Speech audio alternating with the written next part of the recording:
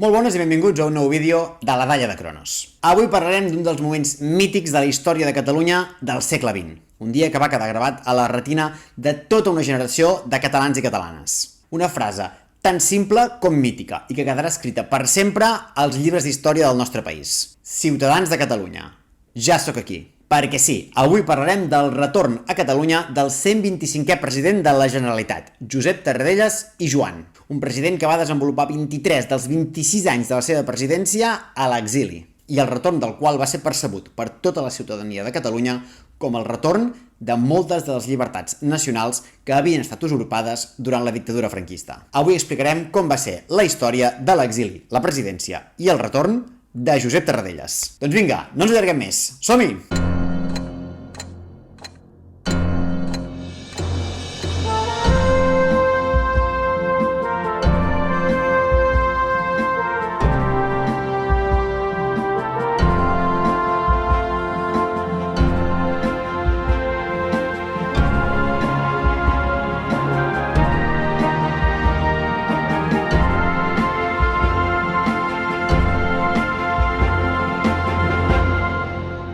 Sempre comencem situant-nos, i avui, evidentment, és imperatiu que comencem presentant el que serà el nostre gran protagonista. Josep Tarradellas i Joan, nascut l'any 1899 a Cervelló. La seva família, ja quan ell era molt jove, va decidir traslladar-se a la gran ciutat, a Barcelona. Allà, el jove Tarradellas, que en aquell moment tenia tot just 15 anys, va començar des de ben aviat la seva carrera política. En aquell moment coneix la que serà una de les figures claus d'aquella etapa de la seva vida, Francesc Macià. I serà justament al voltant de la seva figura, al voltant de la figura de Macià, que Tarradellas començarà a la seva intensa militància.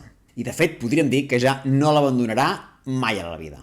L'any 1931, Macià torna de l'exili després de la dictadura de Primo de Rivera. La seva formació política, Estat Català, serà un dels actors clau a l'hora de conformar un gran projecte polític que s'ha de presentar a les eleccions municipals convocades per l'abril d'aquell mateix any, del 31. Aquest projecte, com ja hem explicat en altres vídeos, serà Esquerra Republicana de Catalunya.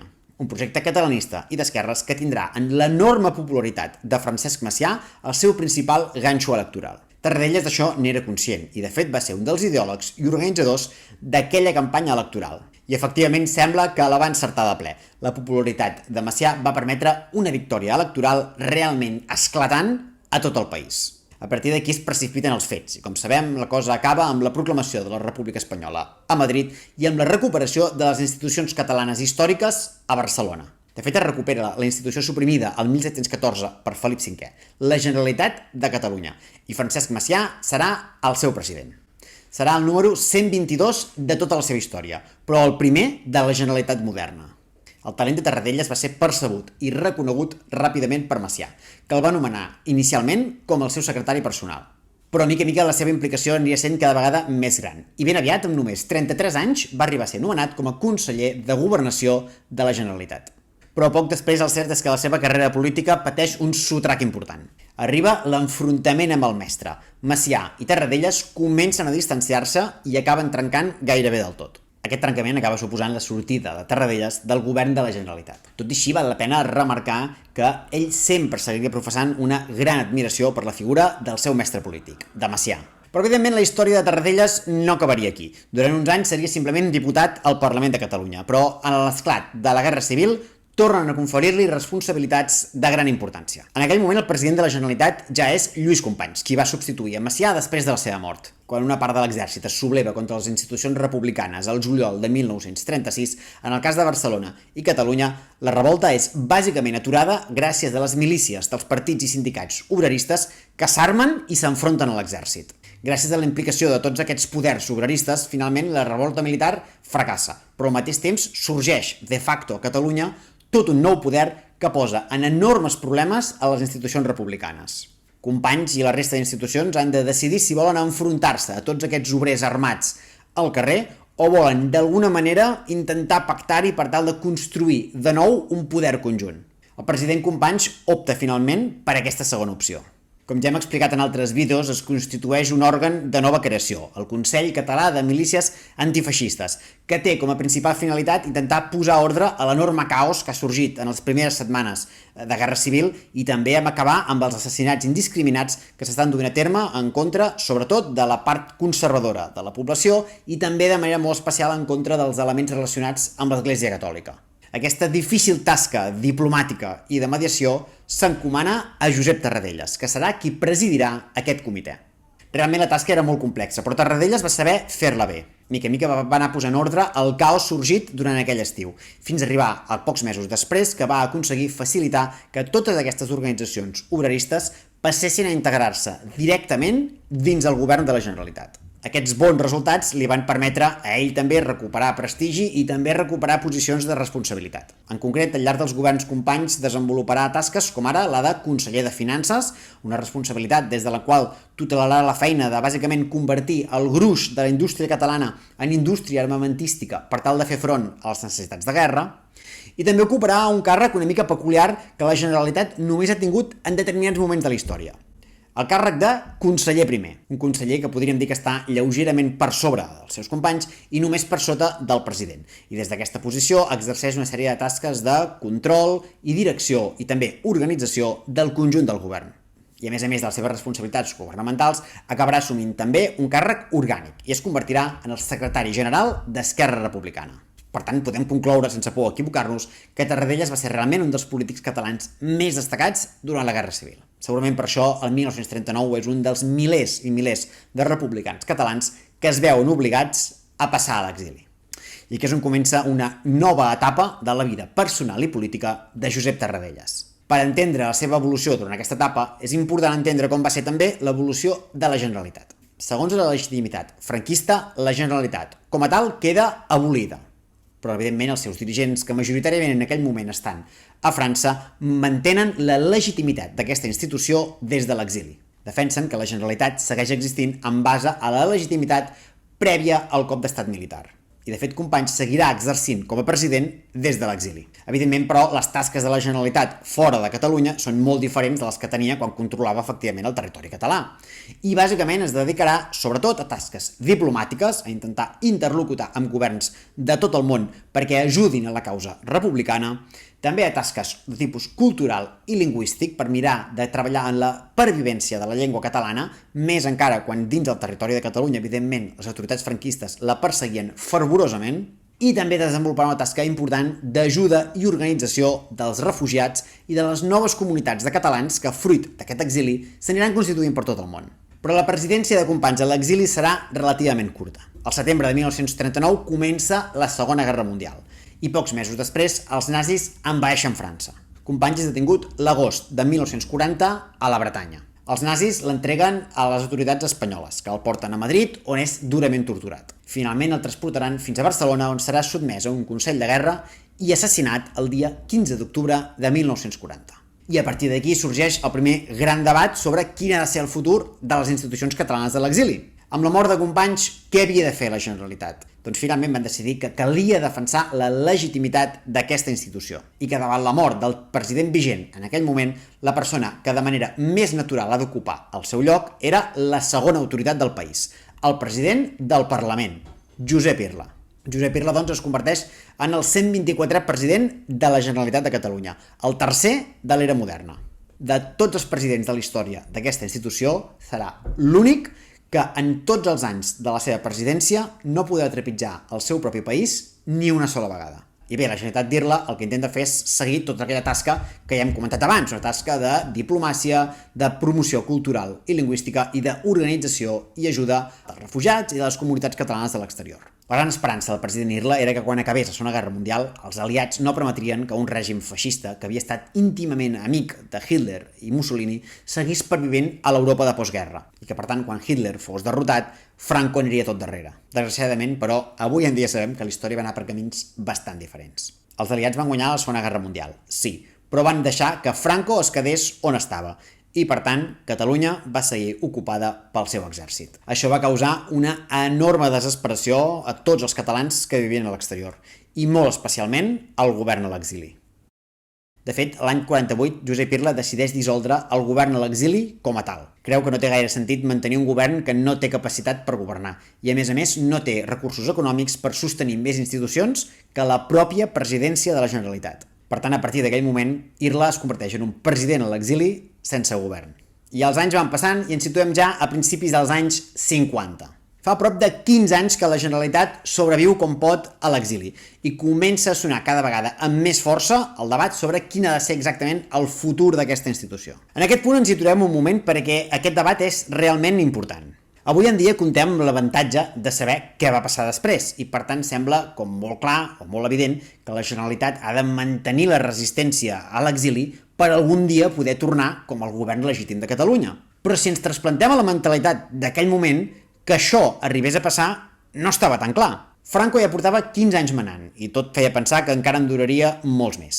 D'acord, es podia arribar a donar per fet que un dia o altre a l'estat espanyol tornaria a la democràcia i que quan això passés segurament es recuperarien també totes o una part de les institucions d'autogovern de Catalunya. Però quan això passés, realment aquella institució que havia marxat a l'exili tants i tants anys enrere seria la que tornaria? O senzillament se n'hauria de crear una de vell nou per tal d'adaptar-se a les realitats polítiques i socials d'una ciutadania que ja era enormement diferent de la que havien deixat l'any 39. Després un altre tema, les úniques eleccions al Parlament de Catalunya que s'havien celebrat eren les de l'any 1932. I estem a principis dels 50, per tant, ja fa més de 20 anys d'aquelles eleccions. I per tant, també podem dir que la pròpia legitimitat democràtica d'aquesta institució a l'exili també és relativament qüestionable. Per tant, també s'entén aquells que defensaven que segurament era absurd i una despesa inútil de recursos seguir mantenint la Generalitat a l'exili quan segurament el que acabaria passant és que el dia que tornés la democràcia a l'estat espanyol s'acabaria creant una nova institució amb un nou president i un nou govern que serien escollits per la ciutadania que en aquell moment vivís a Catalunya. Enfront d'això, però, hi havia altres republicans que defensaven el contrari, que era necessari per un tema de justícia històrica mantenir aquella legitimitat de la institució. Finalment, aquests segons són els que s'acaben imposant. I el seu màxim representant era, segur que ho heu endevinat, Josep Tarradellas. Doncs bé, l'any 1954, un president Irla, que ja és gran i està bastant malalt, decideix que si la institució ha de perviure, ho ha de fer amb energies renovades. La primera opció que proposen els republicans és oferir la presidència a una figura que sigui de prestigi internacional, justament per tal d'ajudar a internacionalitzar la causa catalana. El gran candidat és el músic i compositor Pau Casals. Però Pau Casals creu que la seva aportació al país i a la causa catalana serà molt més útil com a músic que no pas com a polític. I finalment rebutja l'opció de convertir-se en el nou president de la Generalitat. Després de la renúncia de Pau Casals, evidentment el gran candidat era Josep Tarradellas. Però quedava pendent exactament com fer aquest traspàs de poders. D'alguna manera o d'una altra, per molt que es tractés d'una institució a l'exili, calia donar-li alguna certa formalitat per tal de que aquest traspàs de poders s'entengués com a legítim. I d'això Tarradellas en sabia bastant. Va decidir convocar a tots els diputats del Parlament de Catalunya de 1932 que quedaven vius i eren localitzables i fer-ho en un lloc que no va estar escollit de manera aleatòria. Els va convocar a l'ambaixada de la República Espanyola a Mèxic. I això va ser perquè l'any 1954 l'únic estat del món que reconeixia encara la legitimitat de la República Espanyola vençuda per la Guerra Civil en 1939 era Mèxic. I per tant, l'ambaixada de la República Espanyola a Mèxic era l'únic lloc de tot el món on es podia considerar que encara imperava de facto la legitimitat legal republicana. I per tant, aquell era el lloc adequat on s'havien de reunir els diputats del Parlament de Catalunya per escollir-lo a ell com a president. La idea, el cert és que no era dolenta, però la seva execució va ser bastant complexa. Pensem que del Parlament de 1932 molts diputats havien mort, d'altres vivien a l'Espanya de Franco i, per tant, evidentment, no van venir, i fins i tot molts dels exiliats no reconeixien la legitimitat d'aquesta actuació i, per tant, tampoc s'hi van presentar. Al final no van ser gaires els diputats que el van acabar escollint com a president. Però fos com fos, ell com a mínim ja tenia un acte formal que legitimava d'alguna manera la seva presidència. Es va establir a el Clos de Mony, una finca del municipi francès de Saint-Martin-le-Beau que acabaria passant a la història com d'alguna manera la residència presidencial a l'exili. I des d'allà escrivia cartes, publicava el diari oficial de la Generalitat, rebia a diversos catalans que el venien a visitar i traçava plans de futur sobre com havia de ser la seva restitució com el president legítim de Catalunya. Però els anys anaven passant i passaven i passaven i el règim franquista seguia vigent. I així és com arribem als anys 70. Franco ja és gran i tothom veu a venir que li queda poc temps de vida. I també veuen que segurament en el moment en què ell mori, segurament el seu règim també s'acabarà esfondrant. Per tant, l'horitzó d'una nova etapa democràtica s'obre a un termini més o menys curt. Comença, per tant, el debat sobre com ha de ser la transició i, sobretot, com ha de ser aquesta nova etapa institucional i política. I el president Tarradellas, evidentment, vol participar de manera molt activa d'aquest debat. Però aquí, una vegada més, hem de recuperar aquell debat que ja s'havia donat en els anys 50. El que va marxar com a president de la Generalitat l'any 1939 era Lluís Companys. Des de llavors s'havien donat fins a 2 canvis de presidència a l'exili, el de Companys després de la seva mort, a Irla i el d'Irla a Tarradellas. Evidentment, a Catalunya imperava una dictadura i, per tant, ni les ràdios, ni les teles, ni els diaris parlaven ni de Tarradellas, ni dels canvis de la presidència de la Generalitat, ni de l'activitat del govern de la Generalitat a l'exili. Per tant, tot i que molts catalans podien recordar la figura de Lluís Companys, era ja una figura relativament llunyana en el temps i que difícilment se li atorgava una legitimitat en el moment present. Doncs ja no parlem de la figura de Josep Tarradellas.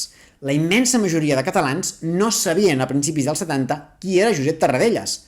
De fet, la immensa majoria de catalans ni tan sols sabien que hi havia un govern de la Generalitat a l'exili. Qui sí que ho sabia era, evidentment, la gent més implicada políticament, els mateixos que ja en la clandestinitat comencen a formar els primers partits polítics que són els que hauran de tutelar tota l'etapa de la transició. El que passa és que, evidentment, tota aquesta gent que comença a conformar aquests primers partits polítics són ells els que volen liderar aquesta nova etapa. Per tant, a Tarradellas li reconeixen una certa legitimitat des del punt de vista honorífic, des del punt de vista de que ell és el vincle amb la Generalitat republicana, però en canvi costa bastant que li donin la legitimitat de ser la persona que ha de tutelar des de l'exili com ha de ser la transició a un país que fa gairebé 40 anys que no trepitja.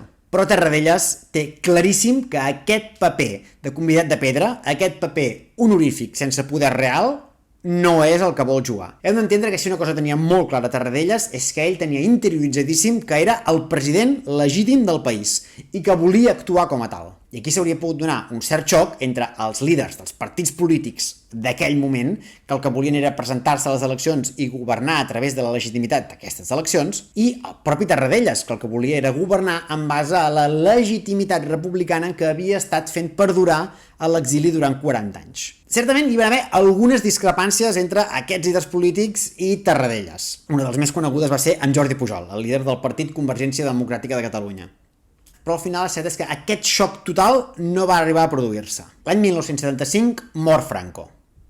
I a partir d'aquí, efectivament, s'obre el procés de transició. I poc després de la seva mort serà nomenat com a president del govern espanyol el jove Adolfo Suárez, que serà qui tindrà l'encàrrec de tutelar tot aquest procés de transició cap a un nou sistema democràtic. El primer pas d'aquest nou sistema és la convocatòria d'eleccions generals per l'any 1977. Aquestes eleccions donaran la victòria al nou partit d'Adolfo Suárez, la Unión de Centro Democrático. Però a Catalunya els resultats seran bastant diferents. A diferència del que passa a la resta de l'Estat, a Catalunya la primera força són els socialistes. I la segona força era un partit d'inspiració comunista, el PSUC, el Partit Socialista Unificat de Catalunya. I això per què era important? Doncs bé, perquè en el procés de la transició el cert és que eren moltes les veus que donaven bastant per fet que, per normalitzar la situació, Catalunya havia de tenir algun o altre tipus d'autogovern. Era discutible quin havia de ser aquest autogovern, si havia de ser més o havia de ser menys, però algun tipus havia de tenir. En aquest context és on es planteja que els parlamentaris escollits per les 4 circumscripcions catalanes a les eleccions generals del Congrés de Madrid de 1977 es constitueixin en una assemblea de parlamentaris de Catalunya que nomenin un govern provisional que sigui el que tutela tot aquest procés de reinstauració d'unes institucions pròpies d'autogovern de Catalunya. Però si féssim això, evidentment, qui tutelaria aquest procés a Catalunya serien els partits que han tret millors resultats, és a dir, els socialistes i els comunistes. I això generava autèntic pànic a Madrid. Pensem que encara hi havia els sectors més reaccionaris, tant de la política com de l'exèrcit espanyol, que defensaven que aquest procés de transició estava anant massa ràpid i massa lluny.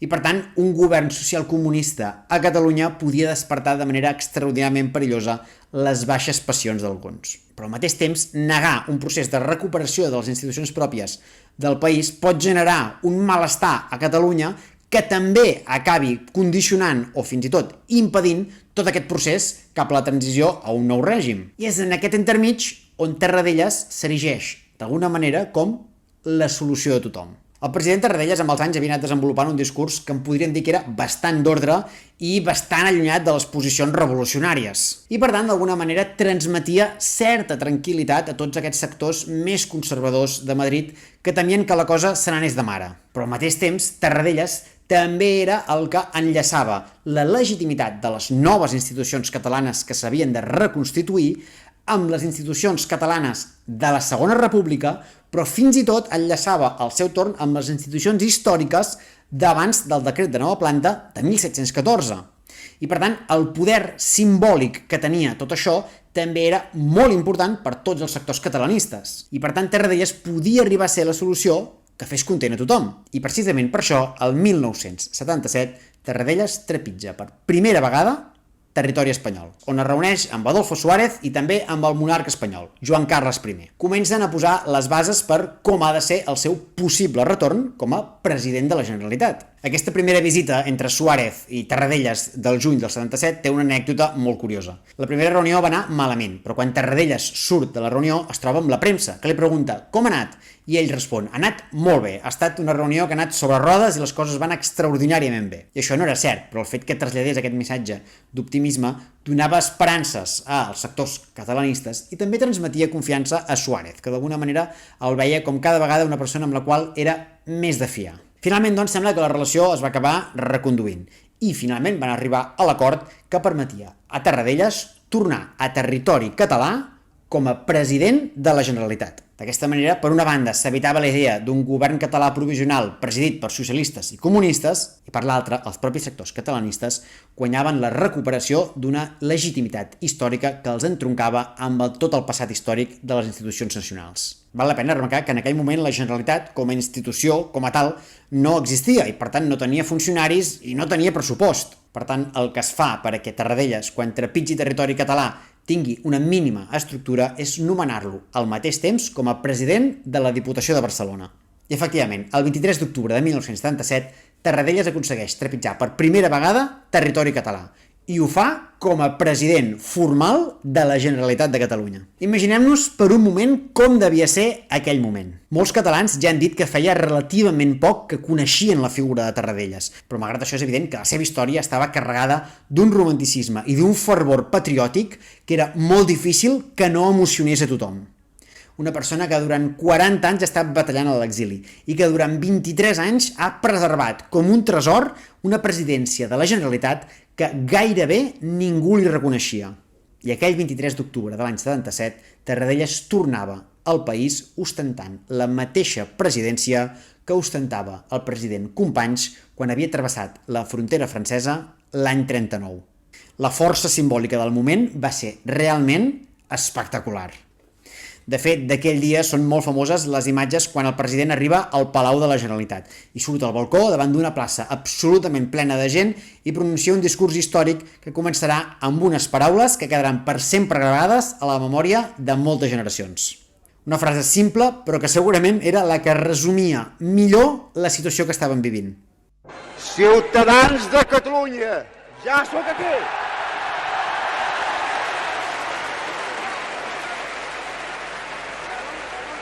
Ja sóc aquí! Perquè jo també vull l'Estatut!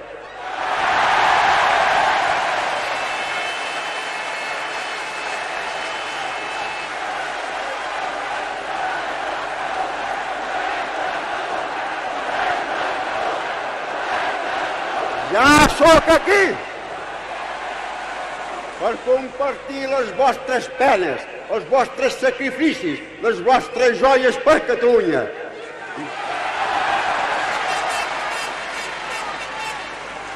Ja sóc aquí per treballar amb vosaltres una Catalunya pròspera, democràtica i plena de llibertat. I a partir d'aquí, doncs, comencen els anys de Tarradellas com a president efectiu, sobre el terreny. Es constitueix un govern provisional amb representants de tots els partits que hi havia en aquell moment. Aquest govern durarà només 3 anys, però tindrà com a principal finalitat posar les bases del que després ha de ser la institució de la nova Generalitat i també, en teoria, tutelar la redacció d'un nou Estatut d'Autonomia, que és el que ha de posar les bases jurídiques per com ha de ser l'organització i quins poders ha de tenir aquesta nova Generalitat. Diem en teoria perquè així com els partits van acabar acceptant tots l'autoritat de Tarradellas com a president legítim després del seu retorn, a l'hora de planificar com havia de ser el futur de la institució, el cert és que van comptar amb ell menys del que li hauria agradat. Tarradellas no va participar massa en l'elaboració d'aquell estatut, però malgrat això, finalment, el 1979 va ser àmpliament aprovat pel poble de Catalunya. És el conegut com a Estatut de Sau, pel lloc on es van reunir els ponents que el van redactar. I en base a aquest estatut, el president Tarradellas convoca per l'abril de 1980 les primeres eleccions al Parlament de Catalunya des de l'any 1932. Feia 48 anys que no es convocaven eleccions a Catalunya. Les eleccions van donar com a resultat una victòria de Convergència i Unió, el partit de Jordi Pujol. Recordem, un polític que no es pot dir que tingués una gran relació amb Tarradellas, més aviat tot el contrari. Però malgrat això, Pujol es converteix en el nou president de la Generalitat, el 126è de la seva història. En la constitució d'aquest nou Parlament, el president Tarradellas va adreçar unes paraules també molt emotives als nous diputats. Comprenc molt bé, que alguna vegada us ha estranyat la meva insistència en assenyalar que el nostre futur serà dur, difícil, i per tant no serà fàcil governar Catalunya. Us prego que de cap de les maneres vegeu en les meves paraules ni una ombra de descoratjament. Res de tot això. Som filles d'una llarga vida al servei de Catalunya que m'ha ensenyat, per tal de vèncer els obstacles i els nostres adversaris, el primer que cal fer és no desconèixer-los i molt menys menysprear-los, no valorar la seva capacitat de combat intel·ligent i les seves possibilitats de triomf, no valorar-la malament. Avui més que mai estic convençut que solament fent-ho així podrem guanyar sense desviar-nos d'aquest precepte. Creure que som els més intel·ligents, els més ben preparats, i perquè tenim raó ens la donaran, és un greu error i ens porta sempre a dramàtiques decepcions.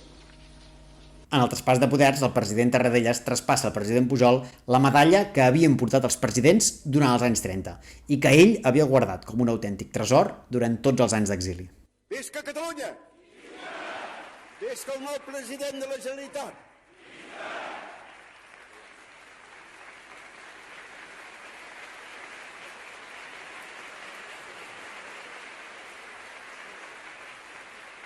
La relació de Tarradellas, ja com a expresident, amb Jordi Pujol, ja com a president, no millorarà, sinó més aviat tot el contrari. Les crítiques de Tarradellas cap a Pujol seran bastant constants, tot i que Pujol no les respondrà mai, perquè al·legarà que un enfrontament entre tots dos és un desprestigi per la institució i que, per tant, és millor evitar-lo. En tot cas, el president Tarradellas moriria el juny de l'any 1988, convertit ja per sempre en una de les figures mítiques de la Generalitat i, de fet, del conjunt del país. I bé, fins aquí el capítol d'avui. Esperem que t'hagi agradat. I si ha estat així, sobretot, no t'oblidis de subscriure't per no perdre't setmana a setmana els vídeos que anirem penjant. I recorda també que ens encanten els teus comentaris, comentant qualsevol cosa sobre la història del president Tarradellas o proposant-nos futurs temes per a altres vídeos. Doncs vinga, ens veiem a la propera. Fins aviat!